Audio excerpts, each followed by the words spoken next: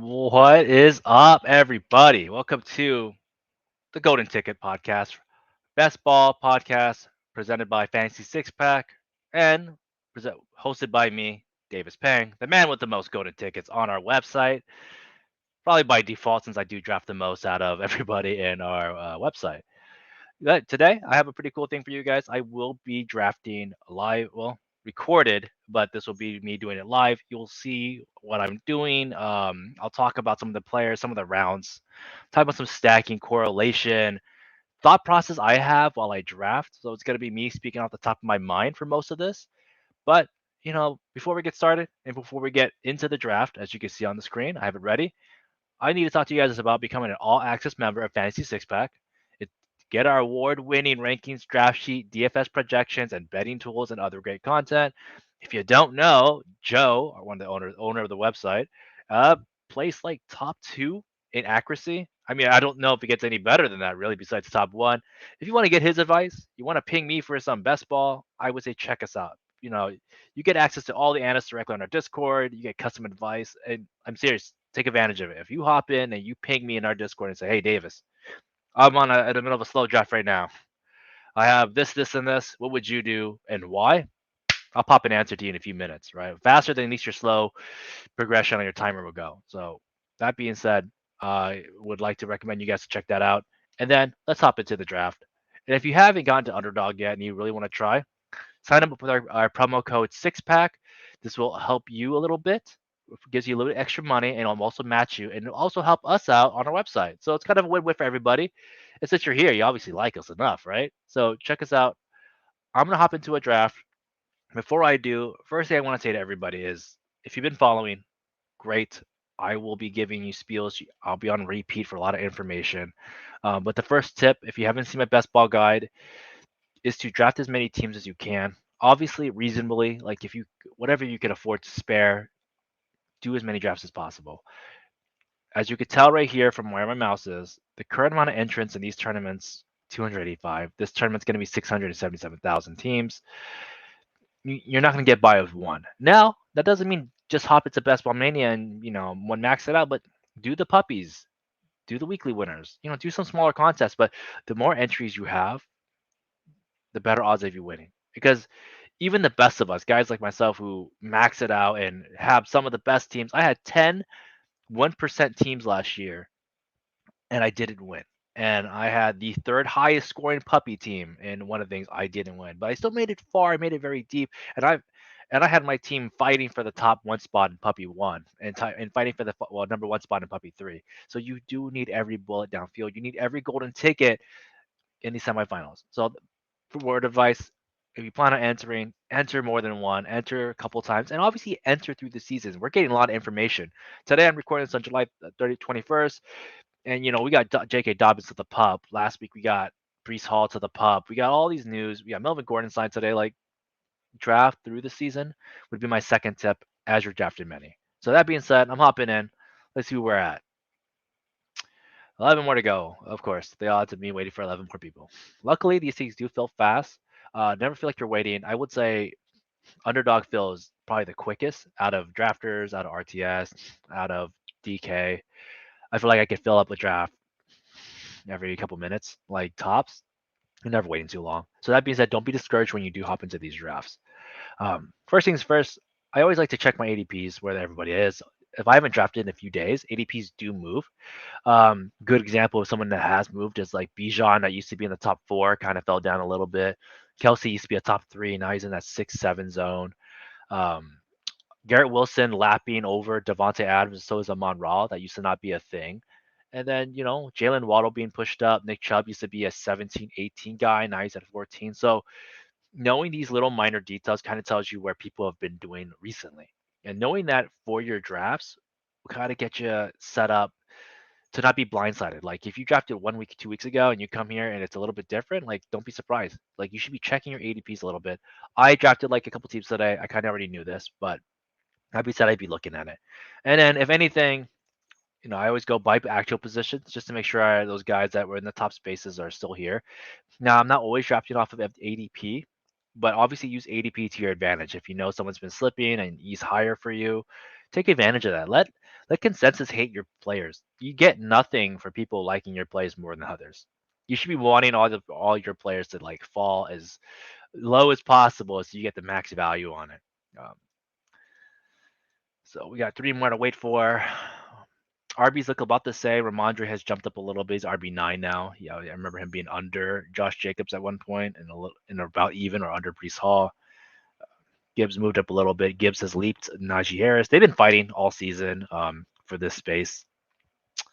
ETN has been falling a little bit. I wrote an article piece on ETN. I would say check it out if you want to see my thoughts on it.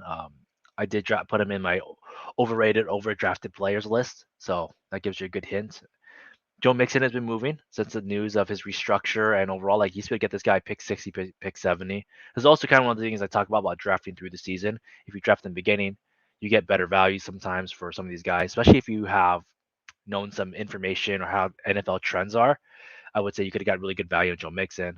Kenneth Walker still dropping, is about the same space. Aaron Jones, J.K. Dobbins news, obviously today, placed on the pup. I believe this is more of a contractual issue rather than him being injured, but we'll see. Wide receivers looks about the same. Olave has officially jumped Devontae, I believe, this past week. T's been in the same spot. DK Metcalf, same spot. Kevin Ridley, same spot. Amari Cooper, moving up a little bit on ADP. Up, and the draft has started. Let's kick this up. Oh, before I go, I am in the 11th spot. Weirdly enough, I'm always in the 11th spot. I'm pretty used to this, so this will be nothing new for me. But you guys will get to see my thought process. So first things first, I like to scan the room. If I recognize any names, you know, some red badges I usually know. Right now, since we're drafting in the middle, the night, even the daytime to an extent, I would say I'm not gonna recognize all these guys, especially if the non-red badgers. That means they haven't been in many rooms. Some of the silver badge guys, possibly, but even that's kind of a toss-up. So nobody in this room I know. Uh, so I'm not gonna have any info on who they generally take, if they're good at stacking correlations, things like that. Um, my first expectations to see that I think the first three picks will be very chalky, which means very standard of ADP. I could see the middle getting more interesting. I notice rooms that have less badge guys tend to be more home like league players, and they tend to have like their own personal takes.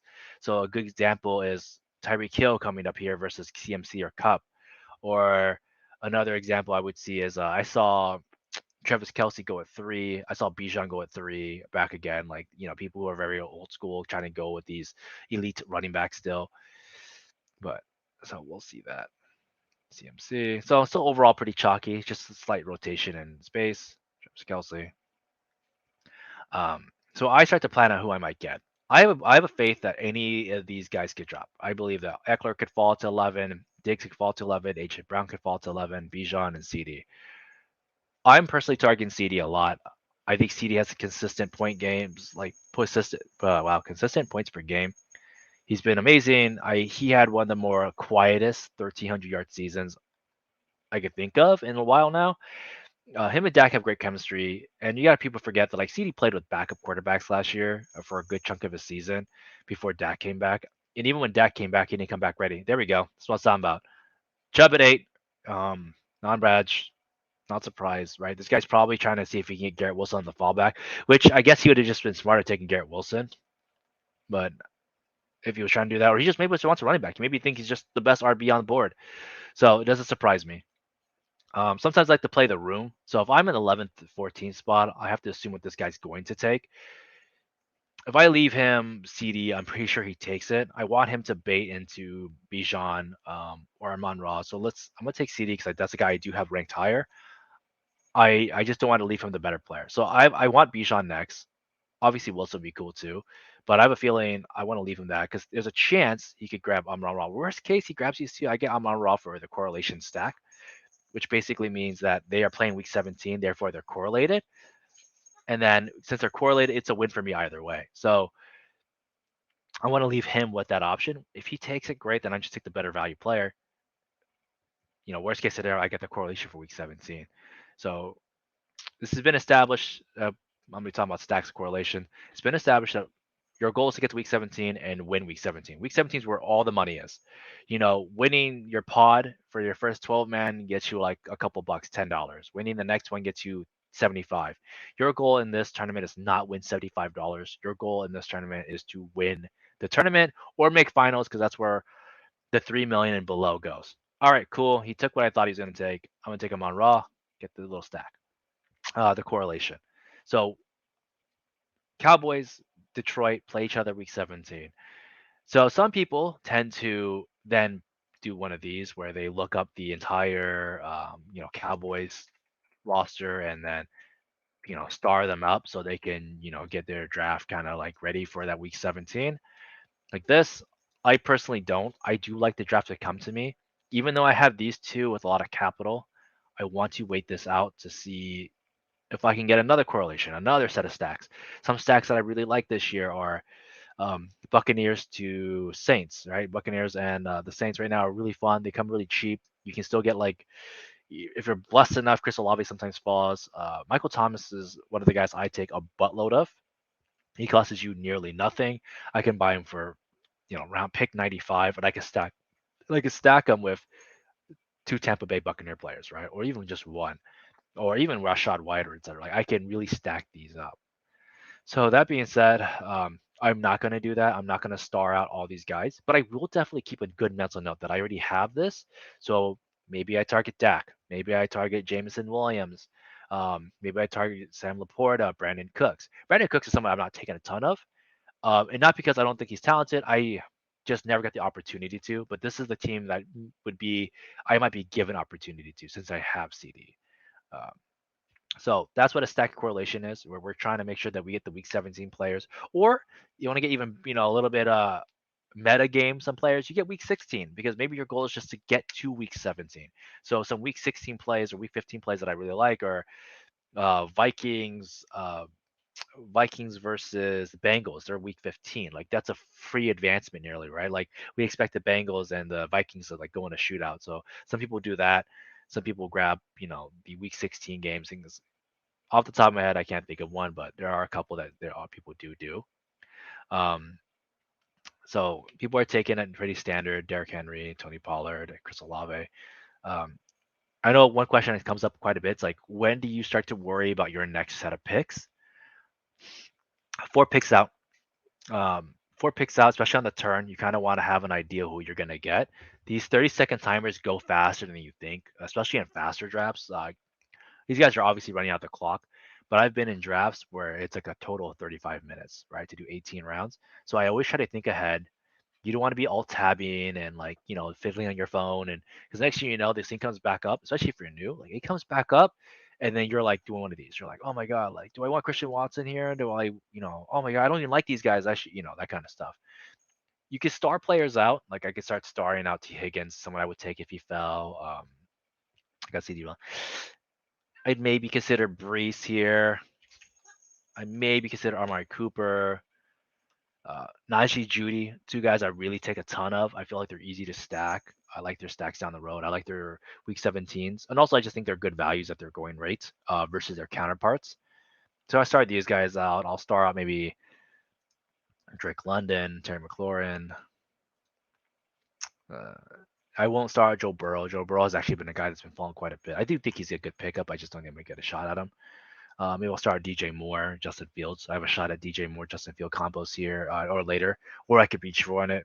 Not to say I would, but I like to start out my players around this time when I get about 4 picks out. Let's see who we get.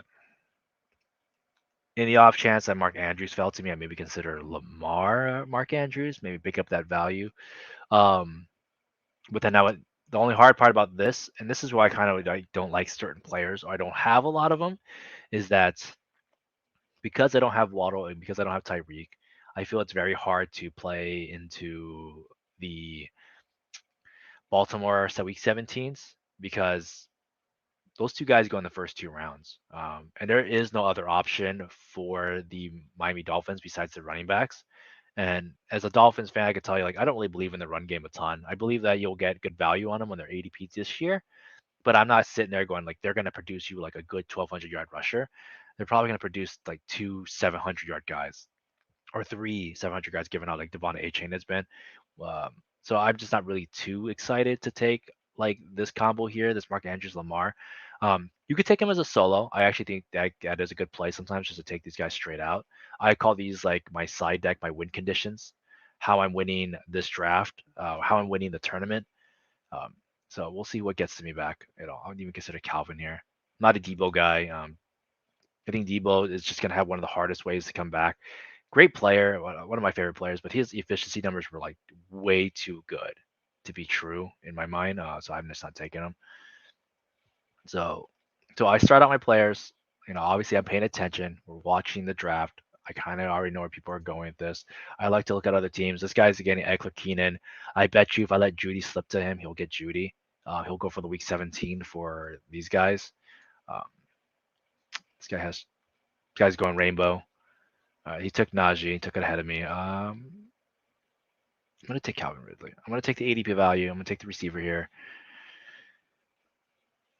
I don't take Gibbs. Honestly, I'm not a big Gibbs guy. I think in half PPR, this is something I like to point out. He's a PPR guy, right? I believe Jared Goff has great RB tendencies. Sorry, great quarterback tendencies to throw to his running back. I 100% believe he's going to do that. I do believe Gibbs is a great value in like DraftKings with full PPR formats. But when you're talking about half PPR, I'm not 100% sold. That guy took Judy from me. Fine, not a big deal. So you could get ADP value here. I can go a little bit further, and I'm going to try to play for another week 17. I'm going to try to play Terry McLaurin with Sam Howell. I'm going to try to get maybe Purdy down the road as a backstack with Howell. George Kittle. I've been taking a lot of Kittle. I think our elite tight end is really strong in the finals, especially at the value they're going at now. A couple of weeks ago, if you would have asked me like, how do you feel about taking these elite tight ends here? When they were going at 10 picks, 12 picks earlier, I would have told you that's a little excessive because it's really hard for tight ends to repay back value at, pick 40, pick 30. Even Mark Andrews had a hard time repaying back value, and he did not do it last year. Kittle did, obviously, and he's going the same rates. Kyle Pitts, obviously didn't pay off his ADP. Goddard was a 50-50, and Darren Waller hasn't paid off anything in 2 years. And Evan Engram is just, a lot of these guys are just not going to pay off. I do think that Pat F has a shot, Greg Dulcich, things like that. But I'm gonna play for the backstack and see what I can get for Terry. I can always add some more. I can always add Trevor Lawrence for a stack here. I want to keep myself open and not force myself. And these guys are all alphas on their team, right? Wide receiver one for his team, wide receiver one for his team, wide receiver one for his, and wide receiver one for his. So I feel like I set myself up well. Um, Wide receiver added premium this year. I will tell you right now, I love taking RBs. I kind of wish I would take Bijan now. No, I could have got these guys a little bit later, but that's fine. I would still probably take this team because I can still play around running backs. Running back values this year are just really, really good. Got Damian Pierce year two, Cam Akers come off his injury, Miles Sanders and a whole new team with very little minimal like competition. J.K. Dobbins with the bad news. If you want to gamble on it, like he could probably go pick 70, 80. And if he does play, like he has just crazy RB upside. So we got this guy here who went Joe Burrow, Tyreek Hill, Chris Olave. He has a Higgins stack. So that's a good play. Um, this guy took the Debo value at 11 picks. I mean, that's fine, but this team is pretty much a rainbow naked team. I'm not too excited for this, but we'll see. Um, this guy reached up, got Justin Fields. He's probably going to play back for the DJ Moore if this guy doesn't take it. So let's see if he does that. Wait, did DJ Moore already get taken? I think he did. Oh, he did get taken. So he just took a naked Fields. This guy takes TJ Hawkinson. So he's going for the week 17 of TJ Hawkinson, Minnesota versus Green Bay. And then he has Jalen Hurts, Devontae Smith stack. So this guy is obviously following a lot of content, so he knows what's going on. So got a stack, got a week 7, and then week 17 stack versus this with the back. Um, Christian Watson. I'm a little surprised he went Aaron Jones there and not Christian Watson. I personally probably would have gone Christian Watson. I would have taken a deep shot receiver and maybe have just let Aaron Jones fall and grab AJ Dillon down the road. Aaron Jones is one of the guys I wrote on my article as a overdrafted play right now. He's not getting a lot of red zone. In full PPR, I'd be excited for him, but in this not so much. So this guy is. Oh man, that's a good pick. Oh no, never mind. I thought this guy would have picked up the Mixon. He would have picked up Mixon. Would have been a good play. He takes volley mix in, very balanced build so far. We'll see where we're at. So I'm coming up again in about 5 picks. So like I said, I'm in a weird boat. I could be grabbing Kittle here. Do I could make a bet on the Jacksonville Jaguars. I'm still in range of it. We'll see though. People tend not to like Christian Kirk. I'm kind of in agreement. I think Christian Kirk is a very limited player. Um, Probably could get you 1,000 yards and like 5 touchdowns this year. What did he get last year? Being like the one on his team, I think it was a little bit around there. I think like 7 touchdowns or 8. I think with Calvin Ridley there and adding Tank Bigsby, I just don't really see it happening from like the way it did last year. But I do think he gets a little bit better in efficiency. He's not having to be force fed, but we'll see. So Kenneth Walker, somebody I would take if he fell to me. Obviously, I'm not taking Dobbins on the bad news, but I doubt I get Dobbins anyways on the good. Like, there's no shot at it. There we go. Another guy. This guy is going Kadarius Toney, 16 picks early. I guarantee you could have got him back late. He has Patrick Mahomes. No way he's going to pick him up. This is a ridiculous play in my mind. Nick Chubb. This is like a weird rainbow team. He has one stack. I guess I don't know. I'll be honest. I'm not a fan of this team right now. That looks pretty bad. I think reaching for a player that's already unwanted is just pretty ridiculous. Like I said, and that's why I said I think you need to know your room, know your field, how people feel about certain teams, because it kind of gives you an idea when you can draft and not draft somebody. So just took Kenneth Walker. He obviously does not work with any of these guys. I could take Deontay Johnson here to really get that stack going, that correlation for week 17. I do not think Deontay Johnson fits this team though. I think if I was down to 2 to 3 receivers, because he's a PPR guy, we know this. He gets a buttload of targets, tons of yardage, low touchdowns. Right? The previous year got 8. That was out with George Pickens. I think George Pickens and Pat F kind of take some touchdowns, so I'm not excited to take him. This guy took him anyway, so it's not a big deal. It kind of works out for me anyways. I didn't want to be tempted, and nor was I planning on taking him. I have a feeling this guy's gonna take my kiddo, isn't he? He's gonna do it. This is gonna sting. I could also just push this stack a little bit further and take Tyler Lockett and JSN. Okay, he went Chris Godwin. He's on a kind of a rainbow team. I'm going to take Kittle. I want this back stack. As I told you guys before, I think elite tight ends are really strong, but I think at a right value makes a ton of sense, right? Like Kittle is a guy that you could get 60 yards and like a touchdown, 60 yards and maybe even 2 touchdowns if you're really, really lucky. Tight ends in general, at best, will get you, a touchdown, 2 receptions, and like 20 yards, right? Like that's a spike week for them. So I think Kittle like gives me a major advantage in playoffs. He's going against the Washington, Commanders team to is their still their name, but who knows what they're going to be called in a few weeks. But he goes against them, so it's a back stack. It leaves me open. I still have a little correlation stack here, and then I have Calvin Ridley. If I get lucky, I could take Trevor Lawrence. Trevor Lawrence, some people would say probably could have reached for him here. I honestly think he has a shot to come back. People do actually not take this guy a lot. I've actually got him at pick 80 quite often. Um, Quarterback points also in general are pretty much replaceable through a season. So in the event things just didn't work out, I could just grab other guys and be replaceable. I think quarterback value right now is like very strong still. We pushed the quarterbacks a lot from last year to this year, but we still got guys like Daniel Jones at pick 115, quarterback 14 at 115, and you still got Kirk at 112. You still got Russ at 134, Derek Carr 150. Sam, Matthew Stafford at like 154. Like this is pretty gross. And then, like I said, I am okay going Hal Purdy here. I'm probably more okay going Hal. I still think Purdy toss up. I don't really have because I don't have his receivers, so I probably want besides like Kittle. Um, I'd like probably grab Hal. I would probably maybe do a 3 quarterbacks team on this one if I went that route. So I always like to pre-plan too. So my first quarterback will dictate if I go 2 quarterback or 3, and then I'll give you guys an idea when we get to that part. So still watching some of these guys what they're doing, right? I'm watching what he's doing. Short of this combo here, this looks like a uh, full rainbow team. There's no correlation right now, so this guy's probably just like picking best value, which once again is not a bad thing for advancement. You can get out of round 1 just by getting best points. That is what best ball is all about: is getting the most points in general. You'll get a ton of your most points right week 1 into week 14. Rainbow teams will make it through, right? Because you're getting average of best points. But we're trying to win the contest. So I think correlation, some stacking in some playoffs does matter. Obviously, some people say 17, some will say 16. I do think 16 makes sense because you're just trying to make finals, but I'm not gonna say which one's better than the other. But I will try to at least get some stacks correlations. So this guy went. This team's still rainbow. We just looked at his already. We'll look at the guy after him. Rainbow. Like I said, when I see a lot of less badge players, I tend to assume they're just kind of picking best value, or like it's a vibes thing. Like, oh, I like this guy, or I like this guy. I get it. Like we all have our guys we like. I take a ton of them, but at least I build my teams to correlate for them, or I tend to build team construction of roster that makes sense. So as much as I'm talking about stacking and some correlated picks, sometimes I will just correlate all the skill positions and none of the quarterbacks. And I feel like some people will say that's a really weird bad move.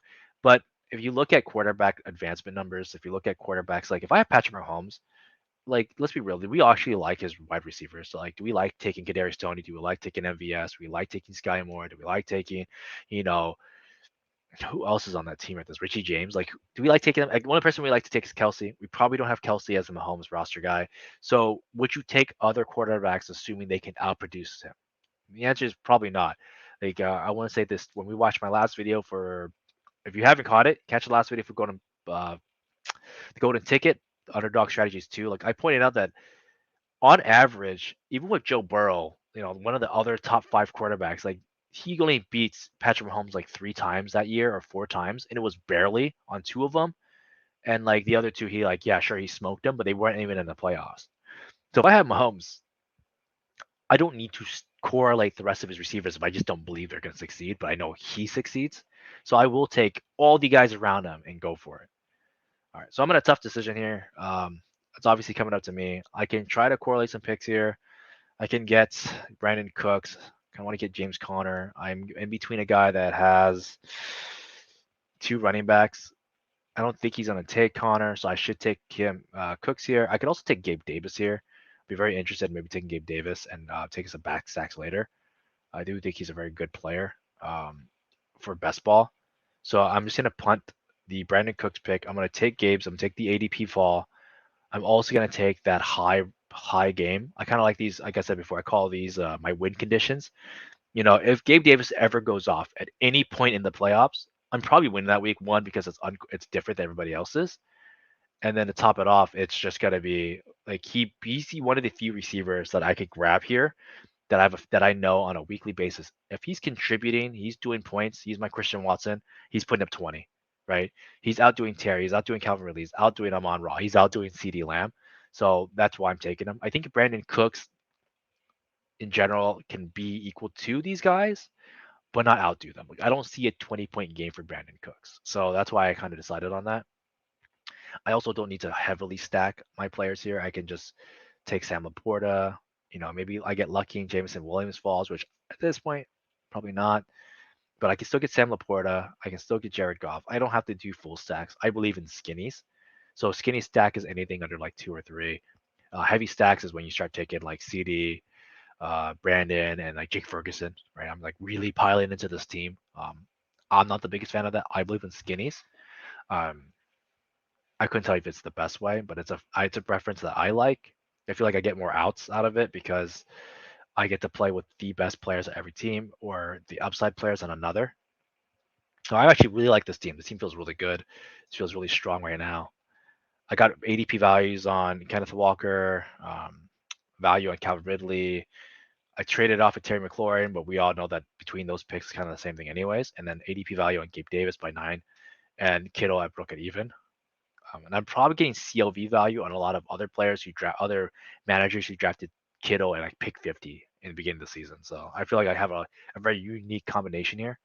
Um, I do need to figure out a correlation for this James Conner and Kenneth Walker. Otherwise, it's just be kind of like a patty cake for RBs. Uh, Sadly, I couldn't get Goddard, but it is what it is. So, like I said, sometimes it's going to be tough to get these correlations in here. We'll see what we can do. Maybe I get lucky and get Pat F. Maybe I get Gino. I could always grab Kenny Pickett down the road and just kind of play it off that. Maybe I get Kenny Pickett, Sam Howell, Brock Purdy, play some really deep RBs. I mean, sorry, deep quarterbacks. like I said, sometimes getting unique is kind of fun, getting a little bit different. Going against meta, basically what everybody else is doing. Like this, I don't understand. I would not. Let's go back to that. Like, I do not understand this team. Like Jalen Hurts, Kirk. You already invested so much in Jalen. There's no reason to go into Kirk. You already have Justin, Jeff, Hawk. Like, this is something you don't need to do. Um, we'll go back and check it out once I get into my.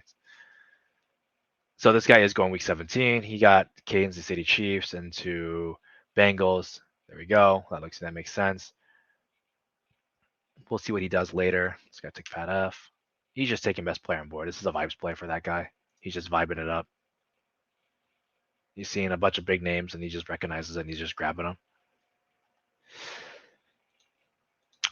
One idea I like to talk about right now is just how does ADP value really matter? And does it always help? So people will say, hey, if you got someone that falls to you 20 picks, 15, like you gotta snag them. Like you're getting great value on it. Uh, I don't always agree on that. Like right now, if let's say Rashad Bateman falls to me, right? He gets all the way to 107. Is that a great value? The answer is yes. It would be great value. I probably should take him. I think the idea is should. But what does he do, right? Does he beat these other four guys? Does he beat Gabe Davis? And the answer is probably not. There's a reason why we're taking all these guys ahead of him. Um, so all this does is kind of tread wheels. And if I did take him, I need to pivot my team as hard as possible for future games. Like I need to really start rethinking my strategy on how I win. And this team does it go beyond six receivers? Because at that point, if I'm taking six receivers and ADP values of 80s or better, and I obviously want to be at 107, but I got him at 88. I really need to say done at wide receiver. Like this is a six receiver team. How do I balance the rest of my roster? Um, all right, so we got James Cook. Ooh, this is good. So both these guys I love. I like James Cook and AJ. I like AJ Dillon more. Um, I would correlate my Gabe Davis bets if I took him.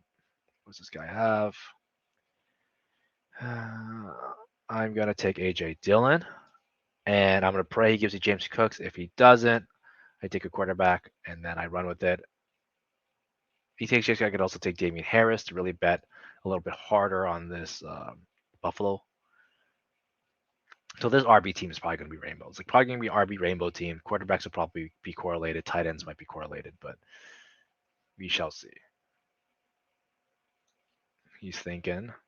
All right, took D Jones. This makes sense. Daniel Jones is a really good naked quarterback. He's a runner, right? Like, glad he took him. I have a chance to talk about him. So naked quarterbacks like this, where the guys run, they probably don't have weapons you like. You can take these guys like naked, right? He has a good amount of receivers. He doesn't need to like add more. He's at six receivers. He doesn't need to add the Giants until maybe one like Hyatt late at the end. Do I take anybody here? I'm gonna take Dak. All right, he fell. He adds up to my CD Lamb. It works out. It's not a reach. So I got a feeling this guy wasn't gonna take Dak anyways. It would make any sense for him because he doesn't have anything that goes with it. Um, at all. It doesn't have nothing to go with it. And then obviously like Daniel is just a fun naked quarterback. He just runs. So you don't need to stack Slaytons. You don't need to stack your Wallers. You don't need to have your Isaiah Hodgins, Cole Beasley. Based on the news today, like I take a lot of naked Daniel Jones. Same thing if I was to play Anthony Richardson. Like I don't feel the need to stack them. I don't feel the need to stack these guys at all.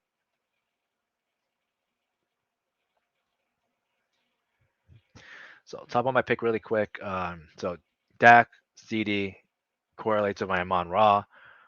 Dak's a top 12 quarterback and obviously on the bottom end of the top 12, but he does have top 12 upside. He has the potential to throw you 2 to 3 touchdowns every week. He has Brandon Cooks, Michael Gallup, Jake Ferguson, Tony Pollard's also a really good receiving back. He's a little bit down on some people's years this year because he hasn't been finishing his seasons like playing all 17 games. But when he's playing, like they're gonna air it out. I know they've talked about, oh, we're gonna run that ball more. Without any other RB on the team besides Tony Pollard, Deuce Vaughn, and Malik Davis, I don't really believe they're going to run the ball that much. And you don't add Brandon Cooks to like do more runs, right?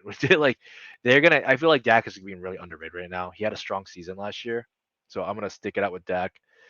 Like I said, Dak, CD, Amon, and And my bet for this team is I believe that this team does it. So even if I am not a Cowboys guy, I do not believe the Cowboys are going to do well. One of your teams throughout the season, you should be drafting these off teams. Like you should be drafting these like, what if I'm wrong, but this team is right. So like what that means is I'm someone that has a ton of exposures of like one player. I have like 50% James Conner and I've just added to him, right? But in the options, I want to build a team that doesn't have these guys. Like I don't have much Kenneth Walker. So I'm building a team that says that Kenneth Walker is my guy. I'm building a team that says Dak and CD and Amon Ra are going to go bonkers week 17, and they're going to be good all season long. I need to build teams that say that this is it, this is how we win, this is the way to go. So when you build them, just because you don't like the guys straight out for your season long, or the teams that you build should be reflective that you like them here. I could hate Dak in my other 149 teams. But in this one team I'm drafting Dak in, I need to say I like Dak. I need to build a team around Dak. I need to build a roster that gives him the best upside to win. So, and I think people get that mixed up. Like, I know that myself. I have players I just don't like. I don't take a lot of Debo. But in the event I do take Debo, I should be drafting Debo in the situation that gives me best odds to win with Debo. Like I should be drafting him with some, Purdy, maybe with maybe with no other stacks. I just think he's the best player in his roster. Like I did that last year with Ayuk. I was like, hey, I think Ayuk's the guy. I want no Trey Lance. I don't think Trey Lance does anything more than run, and he has one target on his boat, which is going to be, kit like Brandon Ayuk. So so that's what I like to do. I like to build like some of these. If I build a team, I need to tell myself a story that makes the most sense for him. So in this case, I believe Dak is going to be good. I believe Dak is going to be good altogether. So therefore, I take Dak with CD. I take him with him on Raw. I think this is going to be a good game. Consensus would say to take Jared Goff here, which might make sense. He doesn't hurt my stacks at all. He works with it. He would be a good secondary. I also do have the Kittle here, so I don't have to worry about taking a tight end immediately.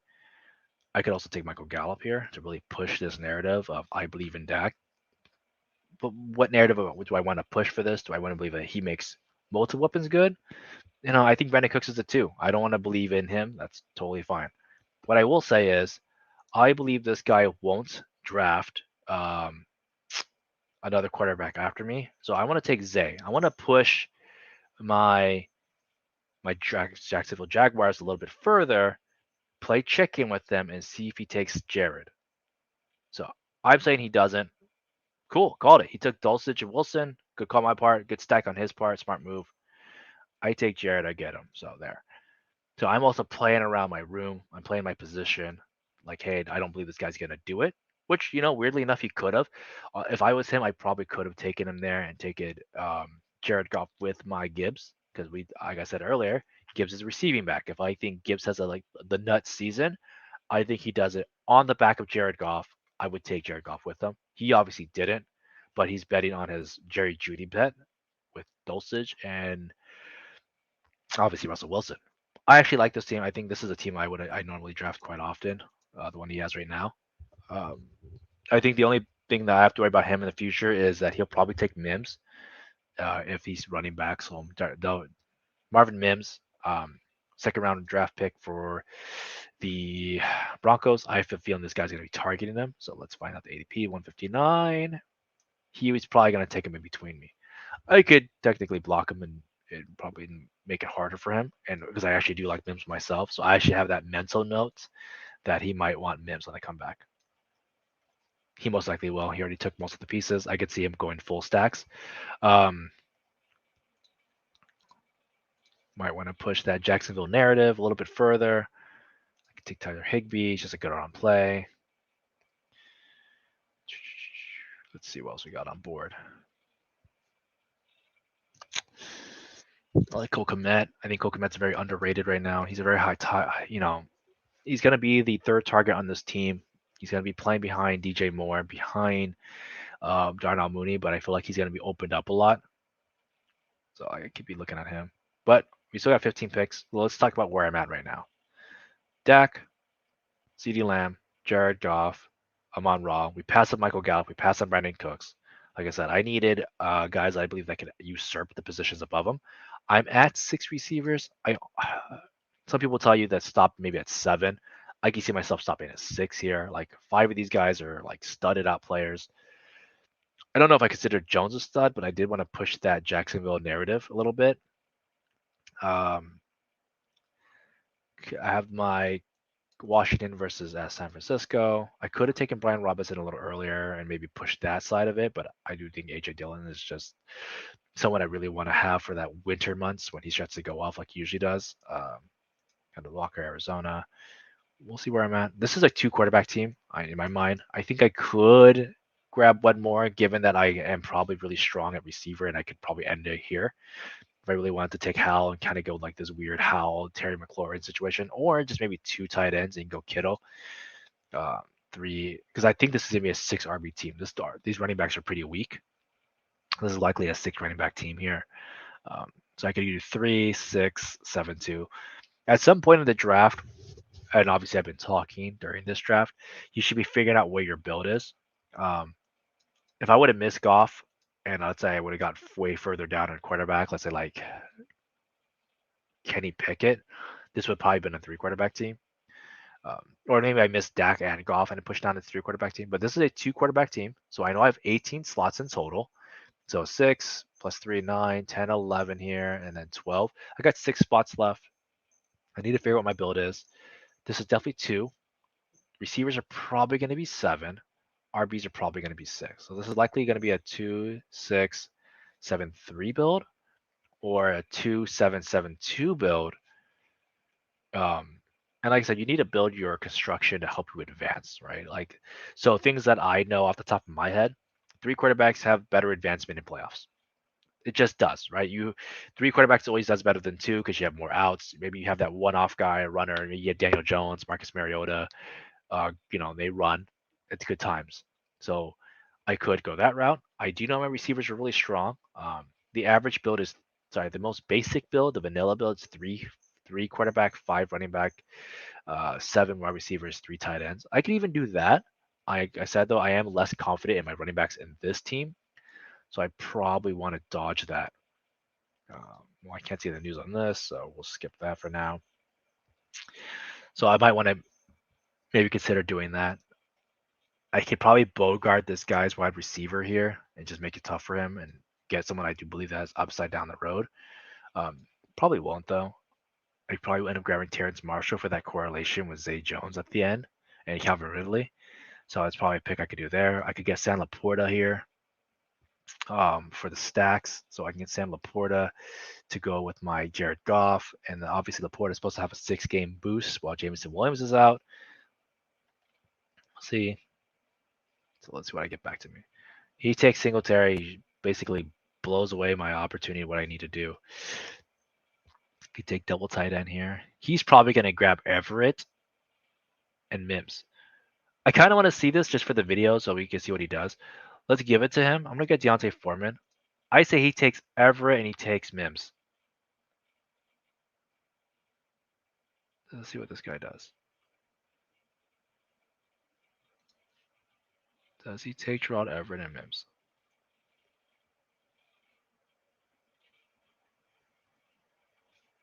There goes Mims. Does he take Everett for that week 17 tight end play? Let's see. Like I said, this is what you kind of want to know what people are doing. I could have stopped this, obviously. We talked about it round earlier, but let's see it. Let's see if he does what I think. Oh, poof, called it. Gerald Everett Mims called it from a round ago, obviously. I could take an upside player and get ADP value on Rashee Rice. I don't think I want to. I do want the second tight end here. I could take an upside tight end in Taysom Hill. Well, let's just get Porta. So, like I said, we kind of called this going. We saw this coming a mile away, right?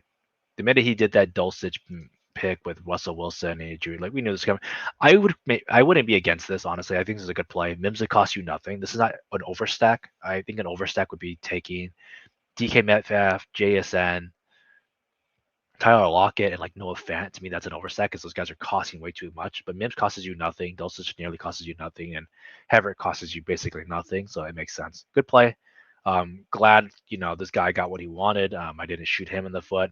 I probably could have because I could have used Mims there after losing Singletary. But we took Foreman. It worked out.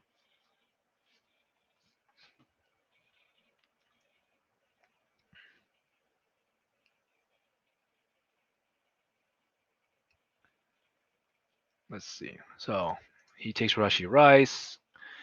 He has Trevor Lawrence and because this is what it is. It's just a pure rainbow team, and I don't know how this team wins. He just takes value.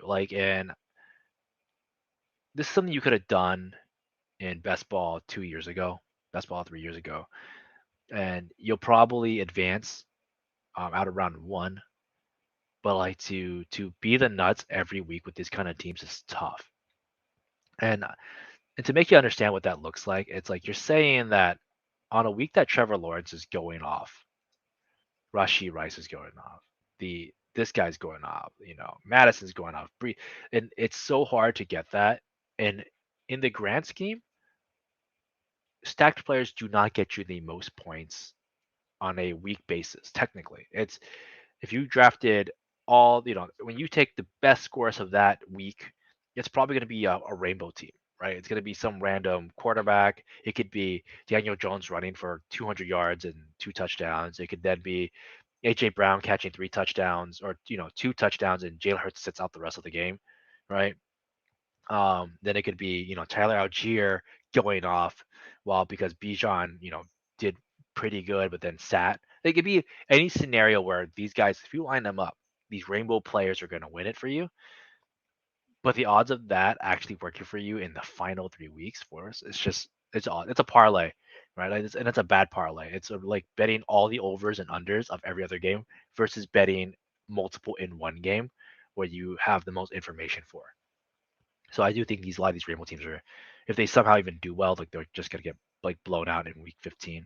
So that's why we stack. That's why we correlate a little bit. Is because you're narrowing your odds and making a bet that this team, this story you painted and made up for yourself, or in general, this narrative works. All right.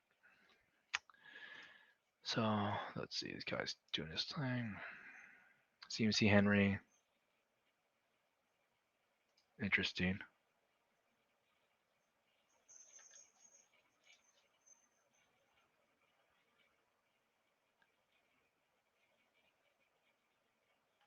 Um, So this guy's almost a naked Josh Allen. He got Dalton Kincaid, I guess, later. I would have gone for Knox myself, but I get it. I actually, at this point, I probably would have just gotten naked Josh Allen. Like, I mean, short of maybe the tight end, I guess you don't have to stack. I probably wouldn't have forced Kincaid here. You took Pat F. I would have played for Knox, and I go that way because I just don't really want to deal with it. Having to pay up for a tight end on a rookie year that is, uncertain, and the role isn't guaranteed to be his straight out. So I think running like a naked Josh Allen would have probably been a better play than forcing yourself into an early tight end pick. Or worst case, let him fall and see if we as a room let him fall because you have a backup in Dawson Knox, because you have Josh Allen. Some people usually end up being deterred whenever other people have their quarterbacks. This guy just went straight up. Just what the hell this team is. Oh god, I'll review some of these teams after, and it's just gonna be kind of goofy. So I'm coming up again, right? I figured out what some of these dudes are doing. There are a lot of them are rainbow, so it's hard to read. But the ones that I can read, I have an idea. So this guy's gonna be tougher. I have a feeling he's grabbing running back here. What running back? He's probably gonna grab like whatever's best on board. So I need to figure out what I want to do. I can grab Knox here, tell myself a story with the Knox pick.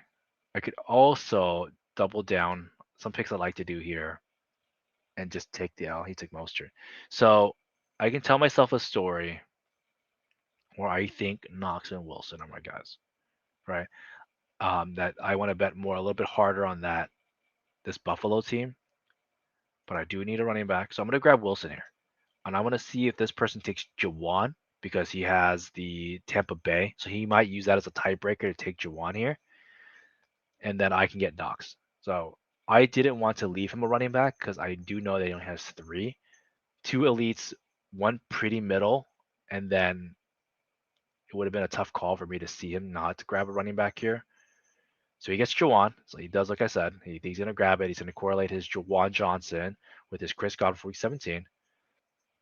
And he grabs a running back. Boom. Man, that's pretty good to be good at this game.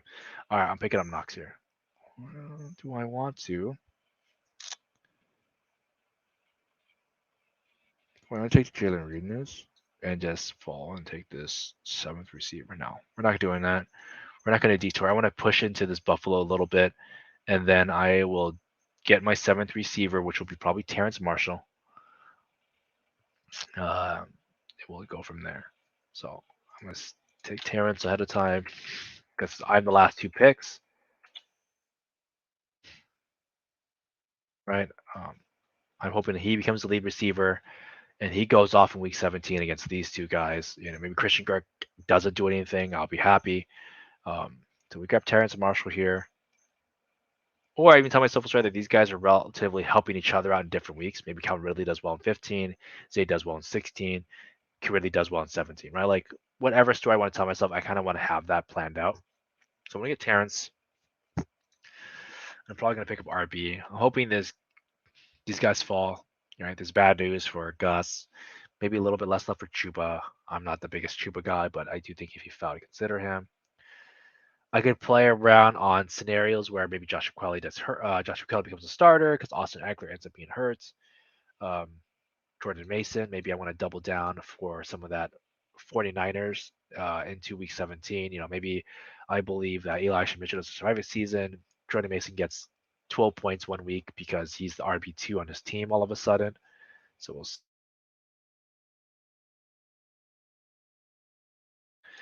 we could do many things here. So I'm going to plan out my last pick ahead of time, see where we're at, and then we'll go from there.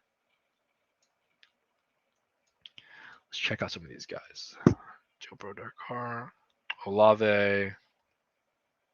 That was it. All right, cool. So this is definitely, like I said, a two quarterback team. I could pivot at the end right now and maybe go 3-6-6-3. I guess it would be kind of funny to just like throw a random curveball at this. If I was to do that, I need to plan out my quarterback ahead of time. So like the only ones I would consider is probably like Sam Howell. I know some people say Tannehill, but I just don't think Tannehill is like, I don't know. It's a tough call for me. Ritter would be a fun call. I do think he's also possibly going to run. He has a great O line, and he's also going to year two. Both guys are going to year two. Obviously, Ritter played a little bit more than Howell. Year two quarterbacks always do better than year one. This Ritter is playing like behind a top 8 O line. He's playing with two great wide receivers. He's playing with a great elite wide receiver, an apparent elite tight end, and then a elite running back. So I feel like a lot of focus won't be on him. So he actually probably will succeed. The guys with top O lines like tend to succeed really well. It worked really well for Tannehill when he arrived at Titans. It worked really well for Jared Goff. Um, so maybe if I take Ritter here, I don't have any of his other players though, so we kind of. But like I said, these guys are runners. I would maybe consider just taking them for running sakes because my receivers are strong. My seventh receiver would have to be somebody I think that can actually leap and be relevant. And as much as I talk about Terrence Marshall earlier for that correlation, Terrence Marshall might just be terrible because maybe like their rookie quarterback there just doesn't do anything. Maybe the Panthers just aren't that good this year because rookie quarterbacks are generally not good at football. So maybe I just don't take him because I don't believe in Bryce and on. But I do want to make that bet still. I'm still going to take Terrence. But that's like I said, you want to make these conversations with yourself when you're drafting to tell yourself, hey, like what would work, what wouldn't, what situation do I get into that helps or doesn't help me? Know what is going around you, like what everybody else is doing. Like this guy's some of these guys you can't predict when someone goes 9 wide receivers or one tight end, one quarterback that's unstacked. Like you can't predict for these guys. But the best you could do is at least predict the guys that are next to you. So I want to predict what he's doing, and then I want to predict what he's doing, and even possibly even what he's doing, because if I figured out what his stacks were early, we could have figured out where he was going. But luckily, these two guys here, uh, the Chargers guy was already fighting with the Broncos guy, so I didn't have to worry about that too hard. A lot to this game. You draft a lot of teams, you start to pick up on these cues, you start to know what's going on. Um, and believe me, it helps. I really do think this helps a lot because you don't want to be eating into yourself if you're trying to make a stack and you're like, well, I couldn't do it because the guy next to me like is like taking my players. So then I have this like really weird hodgepodge rainbow team. Um, it just feels bad. So obviously I didn't go very hard into my situations, but we'll finish this out when I take my pick next. I could take Terrence and Chuba here. I have one of these guys. I'm gonna take Chuba though. I'm gonna take Chuba, so he doesn't get take a chance at him, and I'm hoping I get Terrence. He has 7 receivers. It'd be hard pressed for him to take a Terrence from me. And if he does, he'd probably take Darius Slayton because he has Daniel Jones. So I think that's like fine. Um, I want to make sure that I'm not giving him an out to take the guys that I need. So he'll probably grab an RB. Let's see what he grabs. He's thinking long and hard. Or maybe he AFK'd. All right, he's had Michael Carter. That was his next cue. So he had this picked up ahead. He had Michael Carter. He's betting on this Jets. So he's Garrett Wilson, Michael Carter. I don't and went Cleveland. So he has the Cleveland back stack. What's his next pick then? So maybe I called it wrong with the Chuba, or maybe I didn't. Maybe Chuba was just the one ahead, and the Carter was the one right behind. So he just swapped it over because he is taking 30 seconds. Chase Brown, 2 running backs. Okay, I like to think that these two that he had were definitely not ahead of Chuba. I definitely think he had to redirect his plans thinking he was going to get Chuba. So, like I said, play around your opponents, figure what they're trying to do. My draft is obviously full at this point. We're done here. And then I'm just going to let this video skip out for now. And then, or we'll just play this out, see where everyone is. And then we'll do a team review, okay? So, hang out for a sec with me while I watch how this ends. So this person just times out. He takes Marvin Jones, Chase Claypool. This is such a I know the names team. He does have Keenan and Mike and Herbert and like Eckler, but man, this feels like I know the names. Like oh my god, it's like Devontae Parker, Chase, Michael Gallup, John Cohen. Like I know this guy. Like I know who this guy is. Darren Waller, I know who he is. He's a good tight end, right? Like 10 receivers. Oh my god, I'm gonna lay into this. I'm gonna lay into this so hard when we get to this part of the talks later down the road. I won't talk about it now. Screw it. 10 receivers is absolutely terrible. This is like an absolutely terrible build. Your diminishing returns after like 8 has already been proven to be very bad. Um, Mike Leone has done this already. Hayden from Underdog, from the actual company where Jeff has like talked about anything past 8 receivers, like what your diminishing return is, and this is like absolutely like just atrocious. 2, 5, 10, 1. This is just feels bad. So he tried to make up for his lack of receivers with more, and I just don't see a scenario where those guys are just like very good, or they're like just not eating into each other. Ah, God, it's rough. So yeah, your diminished returns are a real thing, and obviously I went kind of heavy wide receivers, but we know that wide receivers are inconsistent. They average what 7 to 8 good games per year, so it's not like they're just the epitome of consistency like there is for running backs. So, like I said, 7, 8, it works out. 9, 10, man, you're just really, really overdoing it too much. And I just couldn't see it. I can't see why anyone would want to do that. Especially when your quarterback isn't like I say we consider like purely elite. Like Trevor Lawrence still has a lot to show. I think he has to have a good season, but not enough for me to run 10 wide receivers. Uh, and let my other positions die out. He had Kyle Pitts. Like who knows what Kyle Pitts is this year? All right. So this is gonna end up canceling out. It's gonna go to 0. It's not going to show me the last pick. So we'll have to go to the results. Just so you know that like when these drafts are ending, it's always going to go to this portion here. So let them end so that you can see it. It won't actually ever show you. Oh, wait. Drafts. There we go. Completed. And let's go over this team really fast. Let's see what I'm doing. So Best Ball Mania 4. That was Team 89. Thank you for joining me for Team 89, guys. Let's go over my team really fast. I came out of the 11 hole, right? This is pretty easy to do right here. Dak Prescott, Jared Goff, right? We already know what we talked about from the get go. I was taking that Week 17 seed line. I'm on Raw. I was willing to take a little bit of value on Garrett Wilson, Bijan. Obviously, it did not work in my favor to get those guys, but we let the room play out. I took Calvin Ridley here. Took Terrence Marshall to go against them. Took Terry McLaurin to go against George Kittle for Week 17. Also, Sam Laporta to go there too. And then I just took off some one-offs, right? These are some of my scenarios of like, what if the Bills are just great? What if the Bills are amazing? I don't need to have this crazy correlation for them, but maybe I want their pieces. Maybe I want Gabe Davis. Maybe I want some Dawson Knox. I could have maybe grabbed Devontae Parker. I could have maybe correlated, but maybe I don't have to. Maybe I just think Gabe Davis is just like this weekly winner guy, this guy that can do well in one playoff game, and he separates myself. I don't think you have to correlate every pick. And you want to make sure you tell yourself your story of what that player is. And I remember I took him over Brandon Cooks here. I said, I believe that when Gabe Davis contributes, he's a 16, 18, 20 point guy. When Brandon Cooks contributes, he's probably a 11 to 16 guy.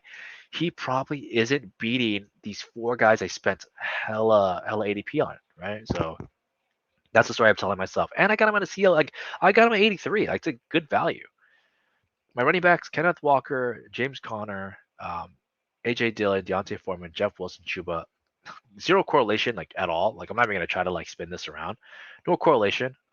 But RB1's on their team, right? Like Kenneth Walker's an RB1 for his team. James Conner's RB1. I'll take James Conner anything. Like James Conner works so well with robust RB teams, elite RB teams as your second RB running back.